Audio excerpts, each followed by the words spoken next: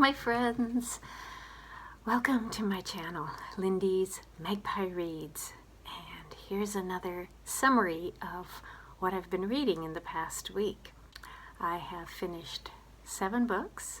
3 of those are nonfiction picture books for older readers.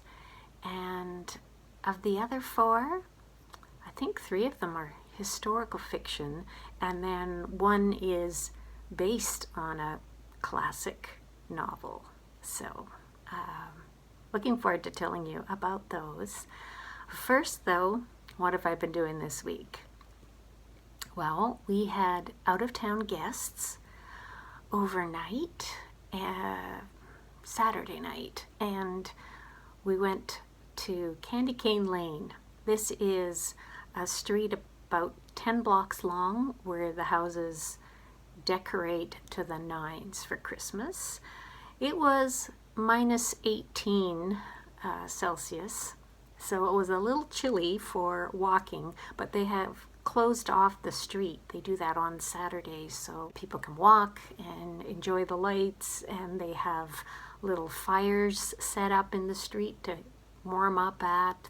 We heard Christmas carolers. Yeah, we didn't go too far. We went about 4 blocks and then came back. I will include a clip at the end of this video for those of you who are interested. It has been cold, so it got colder and colder after Saturday. On Tuesday by 7 o'clock at night it was already minus 33, and then Wednesday morning still minus 33. Well, it got colder during the night, but when I got up it was minus 33, and even 10 o'clock in the morning on Wednesday it was still minus 33. And then it was colder on Wednesday night, and then this morning, because I'm filming this on Thursday, it was still like minus 35 at 10 a.m. On the bright side, it's been sunny all day. So, very cold, but sunny. We have a problem with our kitchen tap, which is subject to freezing. And so we keep the cupboard doors open under the sink to let more warm air in. And when it's really cold, like last night, we just leave the cold water trickling. And then during the day, I set my timer so that every hour I turn on the tap to make sure that it's flowing. Turn on the hot too, and until the whole copper pipe gets really hot. So that one's much less likely to freeze. But I think 3 times in the last 2 days I've had to use the hairdryer to thaw the cold water tap. Oh, it's a pain. Anyway, we got warmer days coming ahead, so I think we're past the worst of it for now. And the days are getting longer. Right now, our sunrise is at about 8:45, and the sun sets at about 4:15. But from here on in, our days are getting longer and longer, and that makes me very happy. I have started compiling my stats for the year, but those won't be finished until I finish reading books in December, because I've still got more on the go. And I've also started putting together my faves of 2022. So I will be making 1 or more videos about that. Watch for that. All right, so on to the books that I've read. I think with the picture book format, I am going to record as I flip through these books instead of talking about them right now, so I'm going to add that in when I edit. Maya's Song is a biography of Maya Angelou with illustrations by Bryan Collier done in watercolor and collage Look at those textiles and the gorgeous rich brown shades that he used for his art. The text is written in free verse, poems by Renée Watson. This is for kids in kindergarten through to grade 4, and it is totally age appropriate. So the text, when Maya was 7 years old, her mother's boyfriend hurt her body, hurt her soul. Sometimes bad things happen. Sometimes darkness comes. She was mute for 5 years after that event, and it was poetry that helped her find her voice. She was an activist. She was friends with James Baldwin and Martin Luther King Jr. I did not know that she lived in Ghana for a while, but she returned to the United States so that she could help with civil rights struggles. Malcolm X was killed right when she returned, and she was just such an inspiring woman, and it really comes through. This next picture book is for slightly older readers, grades 4 to 6. It is nonfiction by a Canadian duo. The author is Heather Camlot. The illustrator is Sophie Casson. The Prisoner and the Writer is about Alfred Dreyfus and Émile Zola. And it starts with a man looking through prison bars. So that is Alfred Dreyfus. And I first heard about this book on the Next Chapter podcast with Sheila Rogers. I think the last book that I read about the Dreyfus affair was the novel An Officer and a Spy by Robert Harris. And it is still a story that needs to be told. In the author's note at the end, she has a quote from Alfred Dreyfus. "My only crime is to have been born a Jew." The author says, "I wrote The Prisoner and the Writer as a tribute to two men whom I've greatly admired since I first discovered their story as a teenager. More than a century after the publication of J'accuse, the Dreyfus affair is a reminder that a person committed to truth, justice, and equality must stand up and speak out even when others stay silent. Both Alfred Dreyfus and Émile Zola never stopped fighting for what they believed." She does go on to say that Dreyfus accepted a pardon from the French president in 1899 and his freedom was restored, but the story wasn't over yet. You see, none of the real criminals were ever convicted, and the army didn't admit to any wrongdoing. And while Zola's death by carbon monoxide poisoning in 1902 was officially an accident, some say his home's chimney was blocked on purpose as revenge for his part in the Dreyfus affair. And then came World War II. Although Dreyfus had passed away a few years before the war, his family were once again condemned for being born Jewish. Some 76,000 Jews living in France were sent to Nazi concentration camps and death camps, including Dreyfus's granddaughter, who was murdered at Auschwitz. Fast forward to 1988, when Dreyfus's tomb was vandalized with swastikas and anti-Semitic graffiti, and to 2002, when a statue of Dreyfus was defaced with a Star of David and the words "Dirty Jew." The French army did eventually publicly acknowledge that Dreyfus was framed and that he was completely innocent in 1995, 100 years after Alfred Dreyfus landed on Devil's Island. Is the story over? Not yet. The year 2021 was the most anti-Semitic in the past decade, with at least 10 incidents every single day around the world, and those are just the ones reported.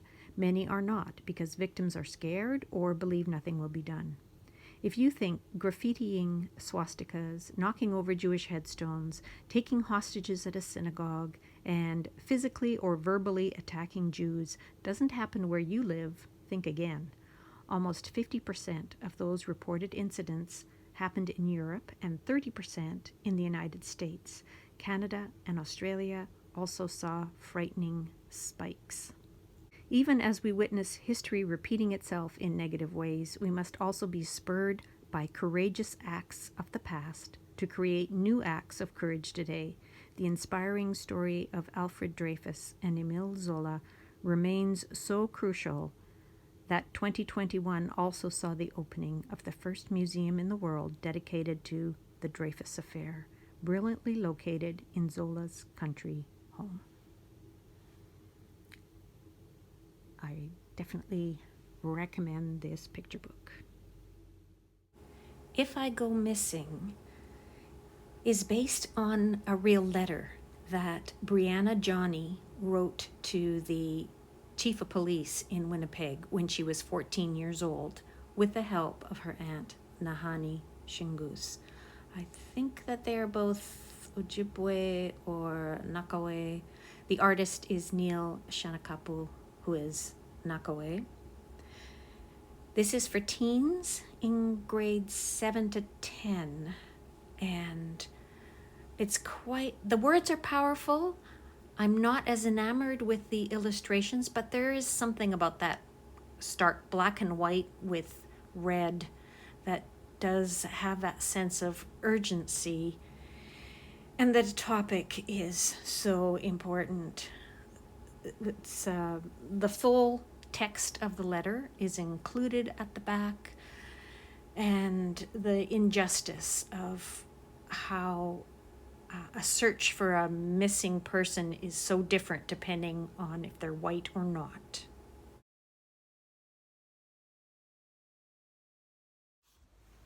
Indelicacy by Amina Cain. I heard about this on Sean the Book Maniac's channel, and it's a book that's hard to describe. It's quite wonderful.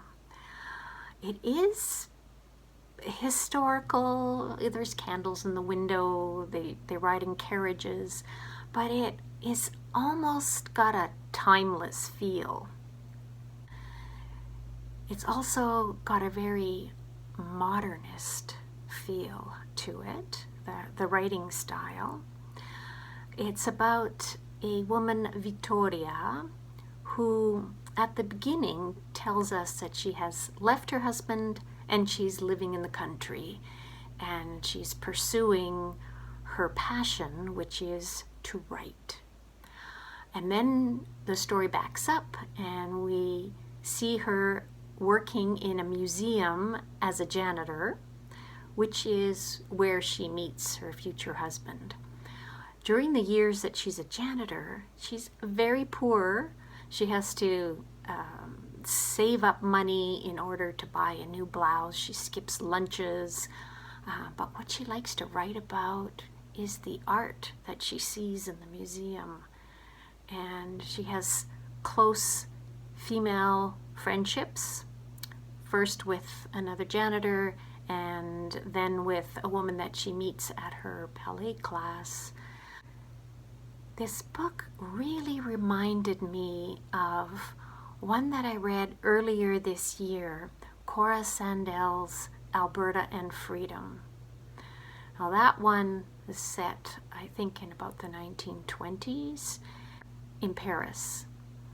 And the similarities are with the central character. So Alberta, in Alberta and Freedom, is so determined that she is going to live life her own way, follow her own path, no matter how poor she is, because she wants to be a writer. And that was the sense that I got from Vittoria in this book as well. So it's a book about feminine autonomy and the desire for creativity. Here's a passage that reminded me of the Laurie Anderson Mr. Heartbreak album, the song Blue Lagoon. If you know that song, you'll know what I mean when I read this. I didn't write for a month. My mind was somewhere else. My mind was somewhere else. She does a lot of daydreaming. And having time to just sit and think is also really important to Vittoria in this book. Here's a line that I like too. We all carry our lives in us, not just our problems or nightmares, but something of what we've been before.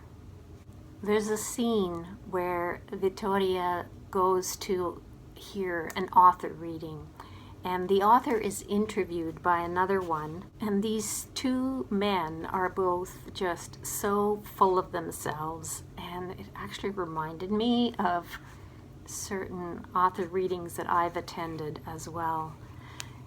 She writes, I wanted to lock them in the room after the reading was over and make them listen to each other forever. Let them look at the sky when they got tired, or at the wastebasket. I thought they deserved that. I wanted to tell them how terrible the reading had been, that it had ruined the writing, how shallow the interview was, how much I had hated all of it. When I walked out of the room, I said simply, "You're both worms." And they looked at me, not knowing how to respond to a statement like that. Of the worst kind. When you open your mouths, you are male worms eating from a toilet. That also reminds me of Alberta and Freedom that Cora Sandell's writing, because Alberta in that novel, she stops censoring herself and she just says what she thinks. Yeah. So next up is an audiobook, The Marriage Portrait by Maggie O'Farrell.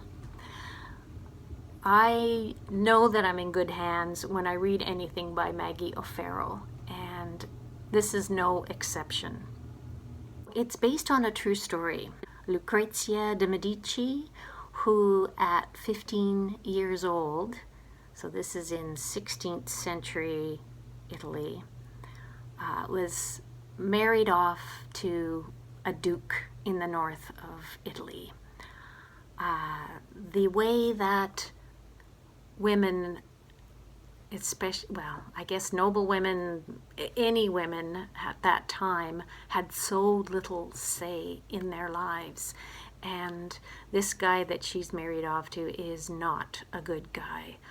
But she is a smart young woman. She does her best.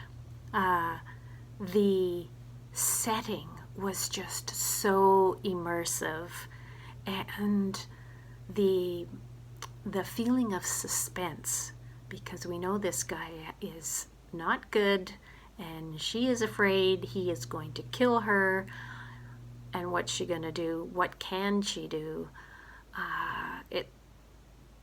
Quite a gripping story.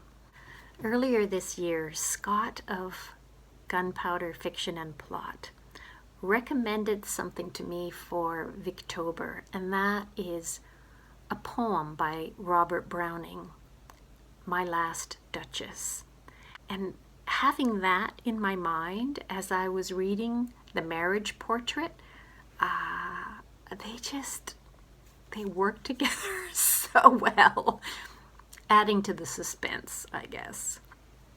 Anyway, the audio is read by Genevieve Gaunt, and it was a superb 5-star experience. Loved it. Next up is another fantastic audiobook. demon Copperhead by Barbara Kingsolver. And this is kind of a reworking of David Copperfield, but it's not historic. It is set in contemporary Appalachia in Virginia, and the central character, Damon, gets called Demon. So he has a really hard luck story. His dad died before he was born. His mom dies on his 9th birthday. He's in foster care with really terrible people, like child labor type people, or people who don't feed him. And as he gets older, he really gets involved with painkillers. The people all around him are also hooked on oxy and other painkillers.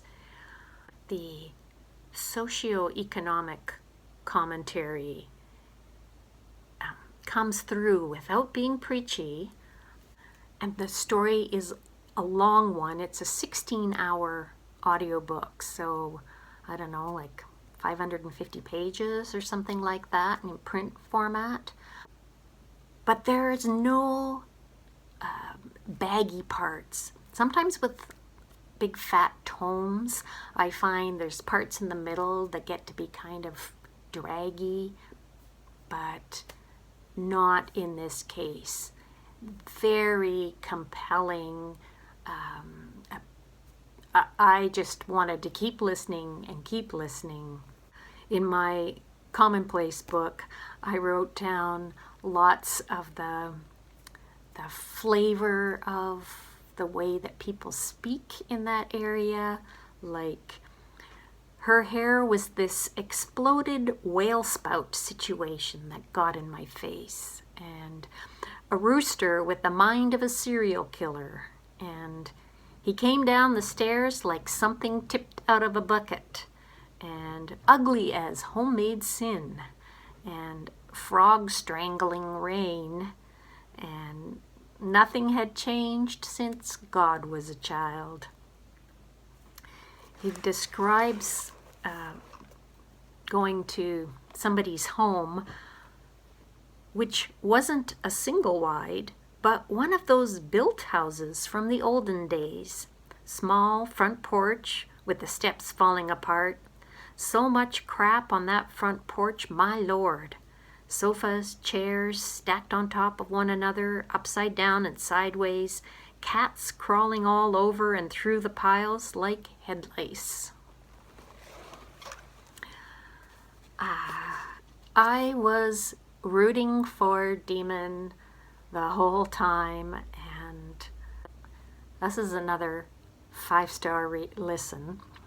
The audio is read by Charlie Thurston, who's an actor, and right from the start, his voice really reminded me of David Sedaris. Not quite as high-pitched, but the same kind of timbre, and his storytelling cadence reminded me of Sedaris as well. I think I'll just play you a little part from the audio, and you can also see a sparrow out my kitchen window in this next segment. Melungeon turns out to be another one of those words. Invented for hating on certain people until they turned it around and said, screw you, I'm taking this. These people were mixed. All the colors plus Cherokee and also Portuguese, which used to be its own thing, not white. And my last book, best book of the week, Fayne by Anne-Marie MacDonald. It's been about 8 years since she had a novel come out. It was worth the wait. This is so good. Historical fiction set right at the end of the 19th century. And the setting is on the border between northern England and the south of Scotland. In fact, it's contested. The estate of Fayne is contested by both the English and the Scottish. And the central character in here is Charlotte. She is about 12 years old when we meet her. A fantastic character, queer character, because this is Anne-Marie MacDonald. The language is exquisite, so much Scottish flavor. Charlotte's father is a bird fancier, and he's a lord, so he doesn't have to do much work. He just basically spends time with his stuffed birds. And they live on a moor, so it's not suitable for agriculture, so it's considered wasteland, although we know now in present day how important bogs, fens, and moors are to the well-being of the entire planet. And that actually comes through in this. There is a little bit of mysticism, the old ways, the druids, and a few eccentric characters, Charlotte's old nurse, and the few people who work on the estate. There's just a fabulous cast of characters.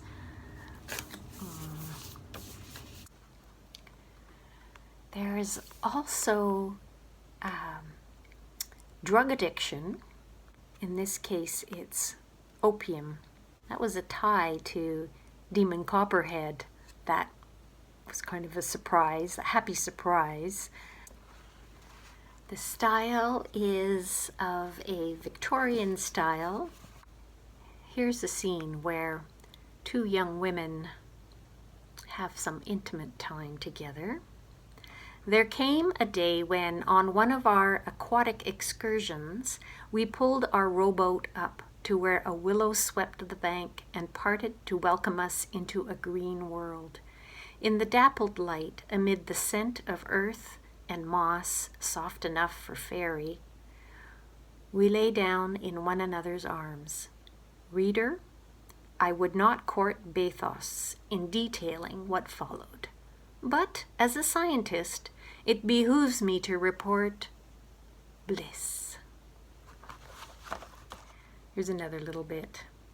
Mr. Baxter drank a glass of stout, and I took a dram of whiskey, an experience which I imagined akin to having the epithelial cells of my throat stripped by turpentine.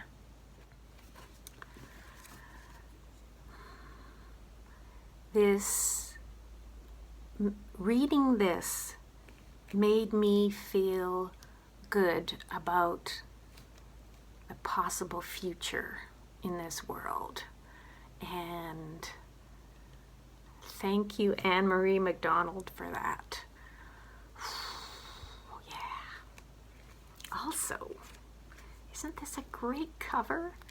This painting kind of looks like something by Turner, but I'm so happy to see upper and lower case instead of always nothing but full caps on so many book covers these days. And even a gorgeous font. Love it. I love everything about this book. Love it, love it, love it. And the one that I'm reading right now is another Dickens-inspired book, Eddy by Kate de Goldi. And this one is inspired by the Christmas Carol, but it's set in contemporary Christchurch, so it's after the earthquakes, and it makes it a pretty good match for reading at Christmas time. If you celebrate Christmas, I wish you a very merry one, and for the rest of you, may there be peace and joy. Thank you, as always, for watching, and please do leave comments for me down below. I always appreciate hearing from you, and I also appreciate the time that you spend watching my videos. I will see you in the next one.